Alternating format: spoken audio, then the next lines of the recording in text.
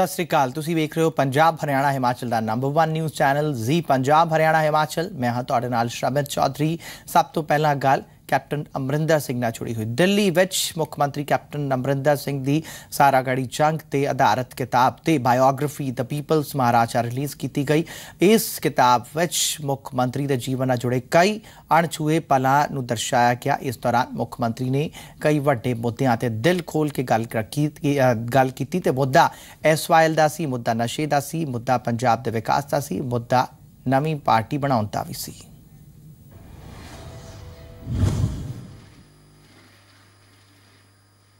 मौका सी सारागढ़ी जंग ते आधारित अपनी किताब ते बायोग्राफी द पीपल्स महाराजा नूं रिलीज़ करन दा।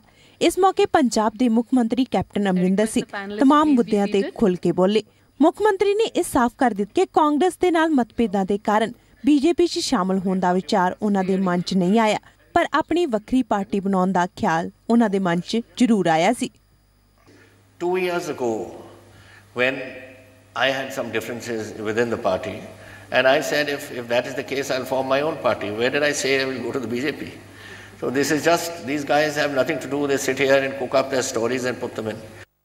मुख मंत्री ने SYL दे विवाद ते बोलदे पंजाब च मौजूदा पानी दी स्थिति ते चिंता भी जताई। इन्ना ही नहीं, CM ने यह भी आशंका जताई कि SYL दे मुद्दे ते जे पंजाब नाल नाइंसाफी हुई तां सूबे च अतवाद फिर तो जन्म लै सकदा है। Now, that sort of a scenario developing, and if that area goes, the subsoil water is all brackish in that area, you can't drink it. It's all saline and all that sort of thing. So the only thing is river waters. And if the river water doesn't reach our canal systems, then let me tell you that you will have a major law and order problem in the state. And you will come into a point, don't forget, the ultimate, if you look at Blue Star, the issue that came about, which brought about Blue Star, was water. इस मौके captain Amarinder Singh ने उद्योग ते बुनियादी ढांचे नूं अपनी सरकार दी पहल दस्सिया। नाल ही मुख मंत्री ने नशे नूं सब तो वड्डी चुनौती करार देंदे होए कहा कि STF वधिया काम कर रही है। 90 lakhs boys are unemployed or underemployed, and that is why your drug addiction is on the rise. I have brought it under control in the last 2 months by putting up a special task force. The heroin price today in Punjab is doubled in the last couple of weeks. That means there's a shortage of heroin because our people are working on it. Our task force is being effective. But that is not the way we have to catch the big fish. We'll catch the big fish too. We won't let them go. He was none of these. ਤੁਹਾਨੂੰ ਦੱਸ ਦਈਏ ਕਿ ਖੁਸ਼ਵੰਤ ਸਿੰਘ ਨੇ captain Amarinder Singh ਦੇ ਜੀਵਨ ਤੇ ਆਧਾਰਿਤ biography ਦ people's Maharaja ਲਿਖੀ ਹੈ। इस किताब च कैप्टन अमरिंदर सिंह दे बचपन तो लैके जवानी तक ते उस तो बाद सत्ता तक पहुंचण दे अनुभवां नूं बहुत ही शानदार तरीके नाल पेश किया गया है। दिल्ली तो नवजोत धालीवाल दे नाल ब्यूरो रिपोर्ट जी मीडिया। ते इस वेले जानकारी मिल रही है कि चौगिरदा मंत्री अनिल माधव दवे दा देहांत हो गया है। ये दुखद खबर सामने आई है। चौगिरदा मंत्री अनिल माधव दवे मध्य प्रदेश नाल ताल्लुक रखते सन, उन्हां दा देहांत हो गया है। PM मोदी ने इस दुखद खबर की जानकारी दी ते अनिल माधव दवे दा देहांत हो गया है। दिल दा दौरा पैण दे नाल उन्हां दा देहांत होया है। उन्होंने दिल्ली दे एम्स विच आखिरी साह लई है। PM मोदी ने कहा कि वो कल शाम तक उन्हां दे नाल सन। दिल दा दौरा पिया ते उस दे बाद अनिल माधव दवे मौजूदा चौगिरदा मंत्री, केंद्रीय राज मंत्री, उन्होंने जिम्मेवारी ये मिली हुई सी प्रकाश जावड़ेकर तो बाद चौगिरदा मंत्री दी ते उन्हां दा देहांत हो गया है। दिल दा दौरा पैण दे नाल दिल्ली दे एम्स विच उन्होंने आखिरी साह लिया है। केंद्रीय राज मंत्री अनिल माधव दवे चौगिरदा मंत्राला वेखदे सन, उन्हां दा देहांत हो गया। PM मोदी ने इस बारे जानकारी दी। दिल दा दौरा पैण दे नाल उन्हां दी मौत हुई है। मध्य प्रदेश दे नाल ताल्लुक रखते सन। मध्य प्रदेश के वड्डे आगू अनिल माधव दवे उन्हां दा दिल दा दौरा पैण दे नाल देहांत हो गया है।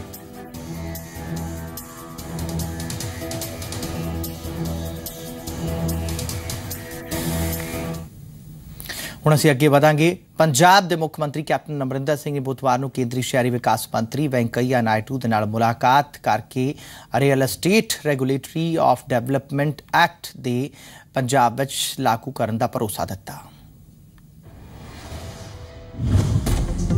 ਮੁੱਖ ਮੰਤਰੀ ਕੈਪਟਨ ਅਮਰਿੰਦਰ ਸਿੰਘ ਨੇ ਅੱਜ ਦਿੱਲੀ ਵਿੱਚ ਕੇਂਦਰੀ ਸ਼ਹਿਰੀ ਵਿਕਾਸ ਮੰਤਰੀ ਵੈਂਕਈਆ ਨਾਇਡੂ ਅਤੇ ਨੀਤੀ ਆਯੋਗ ਦੇ ਡਿਪਟੀ ਚੇਅਰਮੈਨ ਅਰਵਿੰਦ ਪਨਗੜੀਆ ਨਾਲ ਮੁਲਾਕਾਤ ਕੀਤੀ। ਇਹਨਾਂ ਦੋਹਾਂ ਮੁਲਾਕਾਤਾਂ ਵਿੱਚ ਮੁੱਖ ਮੰਤਰੀ ਅਮਰਿੰਦਰ ਸਿੰਘ ਨੇ ਪੰਜਾਬ ਦੇ ਵਿਕਾਸ 'ਚ ਕੇਂਦਰ ਦੇ ਸਹਿਯੋਗ ਦੀ ਮੰਗ ਕੀਤੀ ਅਤੇ ਦੋਹਾਂ ਹੀ ਥਾਵਾਂ ਤੇ ਉਹਨਾਂ ਨੇ ਪੂਰੇ ਸਹਿਯੋਗ ਦਾ ਭਰੋਸਾ ਦਿੱਤਾ। ਮੁੱਖ ਮੰਤਰੀ ਨੇ ਦੱਸਿਆ ਕਿ ਉਹਨਾਂ ਨੇ ਕੇਂਦਰੀ ਮੰਤਰੀ ਨੂੰ ਰੇਰਾ ਯਾਨੀ real estate regulatory of development act ਦੇ ਪੰਜਾਬ ਵਿੱਚ ਲਾਗੂ ਹੋਣ ਦਾ ਭਰੋਸਾ ਦਿੱਤਾ ਹੈ। ਨਾਲ ਹੀ ਮੁੱਖ ਮੰਤਰੀ ਨੇ ਕੇਂਦਰੀ ਮੰਤਰੀ ਨੂੰ ਰੇਰਾ ਨੂੰ ਹੋਰ ਮਜ਼ਬੂਤੀ ਦੇਣ ਦੇ ਲਈ ਦੂਜੇ ਸੂਬਿਆਂ ਤੋਂ ਸਿੱਖ ਲੈਣ ਦਾ ਸੁਝਾਅ ਦਿੱਤਾ, ਜਿਸ ਤੇ ਵੈਂਕਈਆ ਨਾਇਡੂ ਨੇ ਕਿਹਾ ਕਿ ਕਾਨੂੰਨ ਦੀ ਉਲੰਘਣਾ ਨਾ ਹੋਣ ਤੱਕ ਕੇਂਦਰ ਨੂੰ ਇਸ ਵਿੱਚ ਕੋਈ ਇਤਰਾਜ਼ ਨਹੀਂ ਹੈ। इस दौरान मुख मंत्री कैप्टन अमरिंदर सिंह ने सिर्फ 2 महीने च अपनी सरकार वालों कीते गए कामां दी शलाघा की। वैंकईया नायडू की जुलाई में पंजाब दौरे ते आउण दी योजना है। इस दौरान वो केंद्र सरकार वालों चलाईयां जा रही विकास योजनावां दी समीक्षा करनगे, जिस नूं लैके मुख मंत्री ने केंद्री मंत्री नूं व्यवस्था नूं जल्दी ही पटड़ी ते वापस लियाउण दा भरोसा दिता है। नाल ही केंद्री मंत्री ने पंजाब दी जनता दे हित लई सारीआं योजनावां विच पंजाब सरकार दे सहयोग दा यकीन दिता। उधर मुख मंत्री अमरिंदर सिंह ने कहा कि पंजाब दे विच पिछली सरकार दे कार्यकाल दे दौरान केंद्र सरकार दे वलों जारी कीते गए फंड्स नूं लाभपात्रियां तक नहीं पहुंचाया गया सीगा अते हुण उन्हां दी सरकार ने लाभपात्रियां दी वेरीफिकेशन शुरू कर दित्ती है। इस विच केंद्र दीआं किफायती आवासीय योजनावां नूं तरजीह दे तौर ते लिया जा रहा है। उधर नीति आयोग दे डिप्टी चेयरमैन अरविंद पनगड़िया नाल मुलाकात दे दौरान उन्हां ने पंजाब दे विकास विच केंद्र दे सहयोग ते चर्चा की। उन्होंने खास तौर पर किसानों के कर्ज माफी, उद्योग और सरहदी खेतरों के विकास से खास सहयोग देने की मांग की। केंद्रीय मंत्री वैंकईया नायडू नाल मुलाकात दौरान मुख्यमंत्री अमरिंदर सिंह ने न सिर्फ अपनी सरकार के 2 महीने चोए कामां की शलाघा की, बल्कि पिछली सरकार से जम के निशाने भी लाए। नवजोत धालीवाल, जी मीडिया, दिल्ली।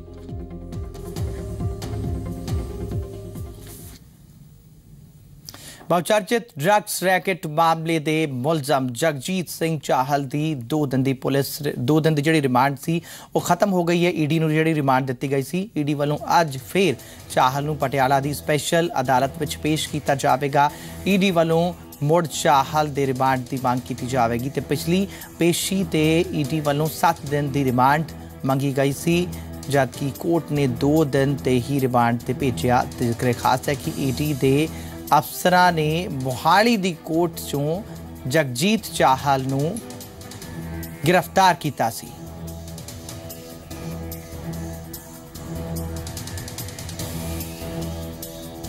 अज फिर जगजीत सिंह चाहल की पेशी है पटियाला की स्पैशल कोर्ट विच। बहुचर्चित ड्रग्स रैकेट मामले का मुलजम जगदीश चाहल ईडी 2 दिन की रिमांड मिली सी ते हुण फिर ईडी चाहेगी कि रिमांड ते लिया जाए जगदीश चाहल नूं। इस तो पहला ईडी ने 7 दिन की रिमांड मंगी सी, पर सिर्फ 2 ही दिन की रिमांड ईडी नूं दित्ती गई जगदीश सिंह चाहल दी।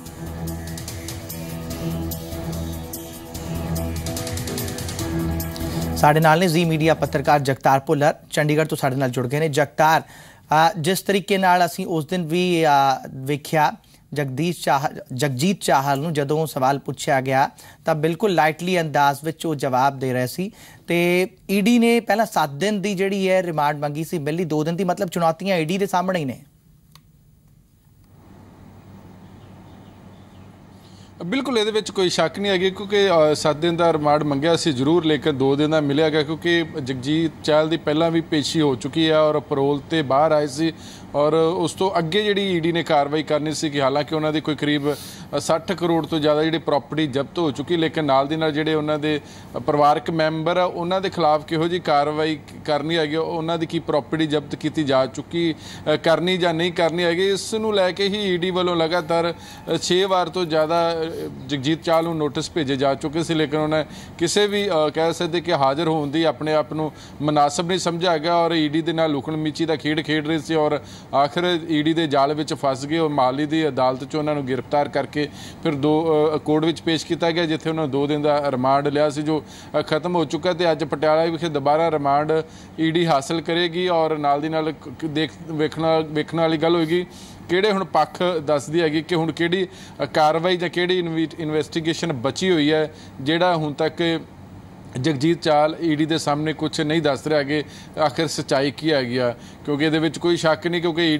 ਜਗਜੀਤ ਚਾਲ ਦੀ ਬੱਦੀ ਵਿਖੇ ਫੈਕਟਰੀ ਹੈ ਔਰ ਜਿਸ ਤਰ੍ਹਾਂ ਇਲਜ਼ਾਮ ਲੱਗਦੇ ਰਹੇ ਹੈਗੇ ਨੇ ਕਿ ਉੱਥੇ ਹੀ ਜਿਹੜਾ ਸਿੰਥੈਟਿਕ ਡਰੱਗ ਬਣਦਾ ਰਿਹਾ ਹੈਗਾ, ਇਸ ਕਰਕੇ ਉਹ ਈਡੀ ਦੀਆਂ ਨਜ਼ਰਾਂ ਦੇ ਵਿੱਚ ਆਏ ਸੀ ਔਰ ਜਗਜੀਤ ਚਾਲ ਇੱਕ ਅਕਾਲੀ ਲੀਡਰ ਰਹੇ ਹੈਗੇ ਨੇ। ਹਾਲਾਂਕਿ ਉਹਨਾਂ ਨੂੰ ਬਾਅਦ 'ਚ ਪਾਰਟੀ ਨੇ ਕੱਢ ਦਿੱਤਾ ਸੀ, ਲੇਕਿਨ ਵੱਡੇ ਅਕਾਲੀਆਂ ਲੀਡਰਾਂ ਦੇ ਨਾਲ ਜਗਜੀਤ ਚਾਲ ਦੇ ਸਬੰਧ ਹੈਗੇ ਸੀ। ਉਹਨਾਂ ਸਬੰਧਾਂ ਨੂੰ ਮੁਨਕਰ ਨਹੀਂ ਕੀਤਾ ਜਾ ਸਕਦਾ, ਲੇਕਿਨ ਅੱਜ ਦੀ ਅਗਰ ਪਟਿਆਲਾ ਦੀ ਗੱਲ ਕੀਤੀ ਜਾਵੇ ਤਾਂ ਈਡੀ ਹੁਣ ਕਿਹੜਾ ਆਪਣਾ ਪੱਖ ਰੱਖਦੀ ਹੈਗੀ ਹੈ ਕਿ ਅੱਗੇ ਵੀ ਕੀ ਇਹਨੂੰ ਰਿਮਾਂਡ ਈਡੀ ਨੂੰ ਮਿਲੇਗਾ ਜਾਂ ਨਹੀਂ ਮਿਲੇਗਾ। ਲੇਕਿਨ ਫਿਲਹਾਲ ਕਹਿ ਸਕਦੇ ਕਿ ਚਾਹੇ ਈਡੀ ਦੀ ਪੜਤਾਲ ਚੱਲ ਰਹੀ ਹੈ ਨਸ਼ਿਆਂ ਨੂੰ ਲੈ ਕੇ ਕਿ ਮਨੀ ਲਾਂਡਰਿੰਗ ਐਕਟ ਦੇ ਤਹਿਤ ਕਿ ਜਿਹੜਾ ਨਸ਼ਿਆਂ ਤੋਂ ਪੈਸਾ ਕਿੱਥੇ ਗਿਆ ਔਰ ਕਿਵੇਂ ਗਿਆ ਗਾ, ਕੌਣ ਲੋਕ ਸ਼ਾਮਲ ਹੈ, ਲੇਕਿਨ ਜਦ ਈਡੀ ਦਾ ਮਸਲਾ ਆਉਂਦਾ ਤਾਂ ਪੰਜਾਬ ਦੇ ਵਿੱਚ ਨਸ਼ਿਆਂ ਦਾ ਮਸਲਾ ਵੀ ਕਹਿ ਸਕਦੇ ਸੁਭਾਵਿਕ ਉਜਾਗਰ ਹੋ ਜਾਂਦਾ, ਕਿਉਂਕਿ ਇੱਕ ਪਾਸੇ ਈਡੀ ਜਾਂਚ ਕਰੇ, ਦੂਜੇ ਪਾਸੇ ਪੰਜਾਬ 'ਚ ਕੈਪਟਨ ਅਮਰਿੰਦਰ ਸਿੰਘ ਨੇ ਪੰਜਾਬ ਦੀ ਜਨਤਾ ਦੇ ਨਾਲ ਵਾਅਦਾ ਕੀਤਾ ਸੀ, ਇੱਕ STF ਬਣਾਈ ਸੀ। ਹਾਲਾਂਕਿ STF ਦੀ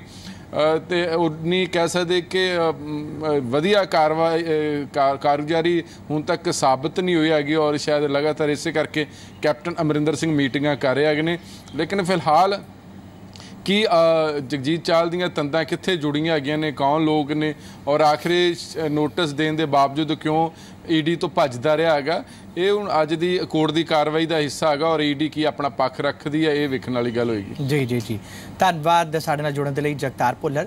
ਤਾਂ ਈਡੀ ਸਾਹਮਣੇ ਚੁਣੌਤੀ ਹੈ ਕਿਉਂਕਿ ਪਹਿਲਾਂ 7 ਦਿਨ ਦੀ ਰਿਮਾਂਡ ਮੰਗੀ ਸੀ, 2 ਦਿਨ ਦੀ ਮਿਲੀ ਤੇ ਅੱਜ ਈਡੀ ਕੀ ਪੱਖ ਰੱਖਦੀ ਹੈ ਕੋਰਟ ਵਿੱਚ, ਇਸ ਤੇ ਨਜ਼ਰ ਰਹੇਗੀ। ਫਿਲਹਾਲ ਧੰਨਵਾਦ ਜਗਤਾਰ ਸਾਡੇ ਨਾਲ ਜੁੜਨ ਦੇ ਲਈ।